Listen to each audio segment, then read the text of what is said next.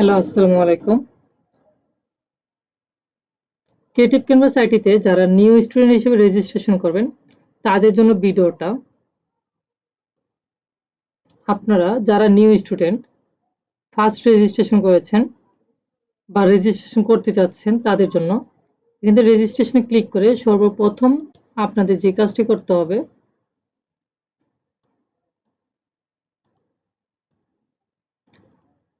গুগলে বা যেকোনো একটা ব্রাউজারে এসে আপনি ক্রিয়েটিভ ক্যানভাস আইটি লিখে সার্চ দিতে পারেন অথবা ক্রিয়েটিভ ক্যানভাস আইটি.com লিখে সার্চ দিতে পারেন। তাহলে আমাদের ওয়েবসাইটটি সবার আগে আসবে। এরপর আপনি ভিতরে ঢুকবেন। এখান থেকে আসার পর আপনি সবার আগে রেজিস্ট্রেশন করে নেবেন আপনার নিজস্ব জিমেল দিয়ে।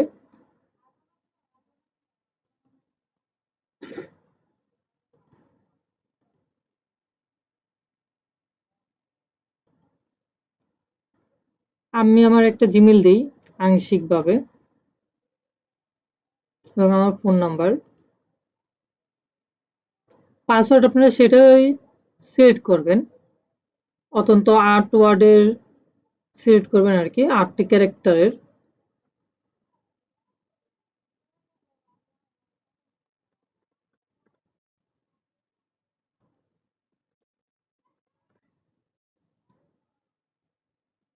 এখান থেকে সম্পূর্ণ আপনার ডকুমেন্ট ঠিক থাকলে আপনি নিবন্ধনে ক্লিক করবেন। তার আগে পাসওয়ার্ড অবশ্যই আপনার জিমেইলটা দিবেন না, পাসওয়ার্ড হবে। আপনি পরবর্তীতে লগ আউট হওয়ার পর আমাদের ওয়েবসাইটে আবার ঢোকার জন্য বা লগ ইন করার জন্য যে পাসওয়ার্ডটা আপনার প্রয়োজন, আপনি ওইটা দিবেন। একটা ইউনিক কোনো একটি পাসওয়ার্ড সিলেক্ট করে নেবেন। দেন এখান থেকে আপনি নিবন্ধন করুন, এখানে ক্লিক করবেন। আপনার এটা নিবন্ধন হয়ে গেলে ২৪ ঘন্টার মধ্যে আমাদের টিম আপনাকে পারমিশন দিয়ে দিবে স্টুডেন্ট হিসেবে। আপনি যখন অনুমোদন পেয়ে যাবেন সাথে সাথে কিংবা কিছুক্ষণ পরে, এখানে এসে আপনি লোড দিবেন। লোড দিলে আপনি আপনার স্টুডেন্ট ড্যাশবোর্ডটা ঠিক এরকম পাবেন। এইখান থেকে আপনি স্টুডেন্ট ড্যাশবোর্ড পেয়ে গেলেও আপনি পাচ্ছেন না আমাদের কোর্সে কোনো অ্যাক্সেস। আপনার তার জন্য সর্বপ্রথম আপনি কোন কোর্সে এনরোল করবেন সেখানে যেতে হবে আপনার। এইখান থেকে নতুন কোর্স, এই যে এনরোলমেন্ট থেকে আমার কোর্সে আপনি পাবেন না। নতুন কোর্সে এনরোল করার জন্য নতুন কোর্স এনরোল এইখানে আসবেন।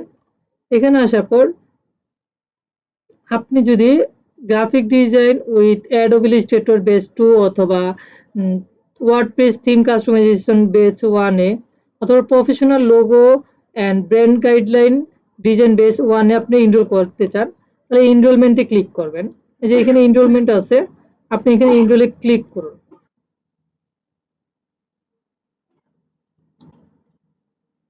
এনরোলে ক্লিক করার পর একটা লোড নেবেন। দেখবেন আপনার এখানে এনরোলমেন্টের এটা আসার পর আপনাকে বলবে আগে পেমেন্ট জমা দেওয়ার জন্য।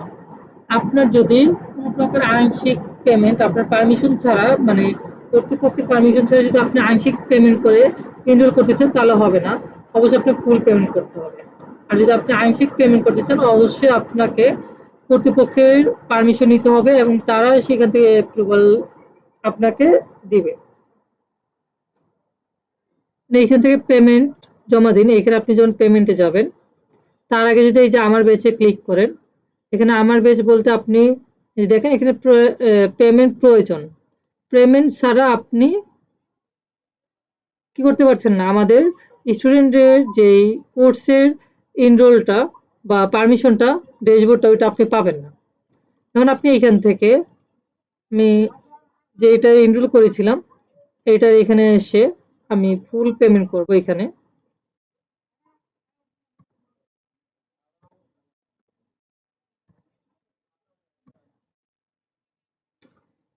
এখান থেকে আমি দিব পেমেন্ট সিস্টেম ক্যাশ।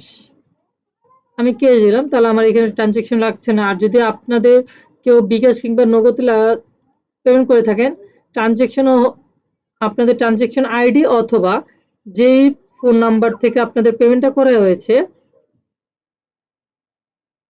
তার লাস্ট 4 ডিজিট আপনারা পাঠাবেন।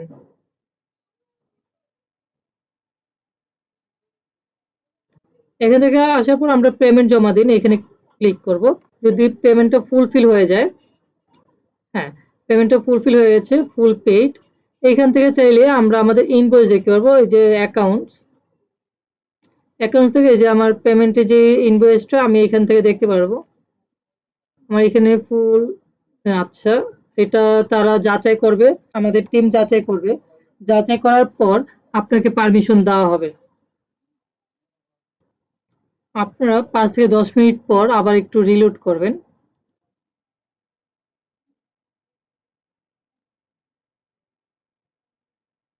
রিলোড করার পর তাহলে দেখবেন এখানে পরিশোধিত কিংবা পেইড বলতে একটা লেখা দেখাবে।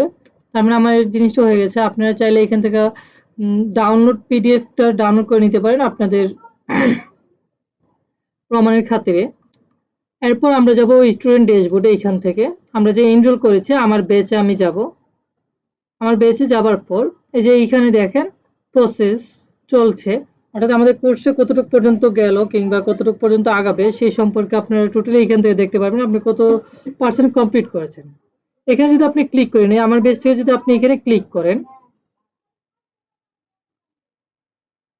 তাহলে একটু ওয়েট করব আমরা। আমাদের নেটওয়ার্কিং এর উপরে এটা ডিপেন্ড করে আমাদের লোডিংটা নেয়। যদি আমাদের নেটওয়ার্ক স্লো থাকে তাহলে লোডিংটা চলতে থাকবে আর কি।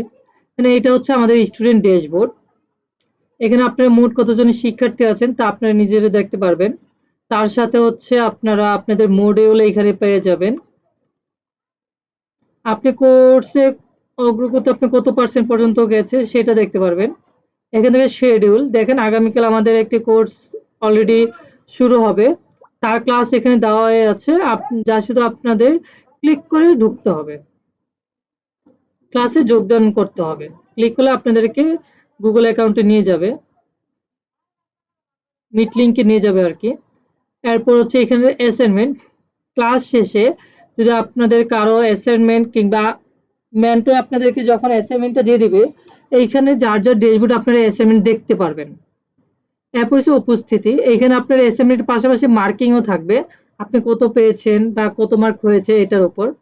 এরপর আপনার উপস্থিতি সম্পর্কে আপনি কোন দিন কোন ডেটে আপনি উপস্থিত ছিলেন, অ্যাবসেন্ট ছিলেন কিংবা আপনি লেটে জয়েন হয়েছেন, ঠিক আছে, আপনার অ্যাটেন্ডেন্স রেট কত, এগুলো আপনি দেখতে পারবেন। এবং হচ্ছে আলোচনার সাপেক্ষে, অর্থাৎ যদি কোনো প্রকার ডিসকাস থাকে মেন্টর আগের থেকে আপনাদেরকে এখানে একটি নোটিশ দিয়ে দিবে, এখানে নোটিশ দিয়ে দিবে কখন আপনাদের জয়েন করতে হবে কিংবা এক্সট্রা কোনো যদি ক্লাস থেকে থাকে সে অনুযায়ী। আশা করি আপনারা সবাই এই বিষয়গুলো বুঝতে পেরেছেন। স্টুডেন্ট ড্যাশবোর্ড, এনরোলমেন্ট, আপনারা কখন কোর্সে যান এই জিনিসটা পাবেন আর কি, যখন আপনার ফুল পেমেন্টটা ক্লিয়ার হবে কিংবা আপনি আংশিক পেমেন্ট করার পরও যদি আপনার কর্তৃপক্ষ থেকে কোনো প্রকার অনুমোদন দেওয়া থাকে তাহলে আপনি কোর্সে এনরোল করতে পারবেন। এরপর হচ্ছে আপনার অ্যাকাউন্টস থেকে আপনি আপনার যে ইনভয়েসটা আছে ওটা দেখতে পারবেন, আপনার পেমেন্ট হিস্ট্রি সম্পর্কে দেখতে পারবেন, ঠিক আছে। এরপর হচ্ছে আপনার পেমেন্ট, এখান থেকে আপনি আপনার পেমেন্ট সম্পর্কে আরো আইডিয়া পাবেন। এই যে এখানে আপনার পেমেন্ট আপনি কতটুকু করেছেন, কত তারিখে পেমেন্ট করেছেন, এগুলো আপনি দেখতে পারবেন। পরবর্তীতে যদি আপনার আংশিক পেমেন্ট থাকে বা আপনার বকেয়া থাকে, এইখানে আপনি শো করবে, তখন আপনি এখানে ক্লিক করে আপনার যে বাকি কিংবা বকেয়াটা আছে আপনি চাইলে এখানে সেই বকেয়াটা ক্লিক করে আপনার ইনভয়েসে জয়েন করে নিতে পারেন। আশা করি আপনাদের বুঝতে সুবিধা হয়েছে। আর যদি এরপরে যদি কারো বুঝতে অসুবিধা হয় অবশ্যই আমাকে নক করবেন কিংবা আমাদের সাপোর্ট গ্রুপে নক করবেন, আপনাদেরকে যথেষ্ট হেল্প করার ট্রাই করব।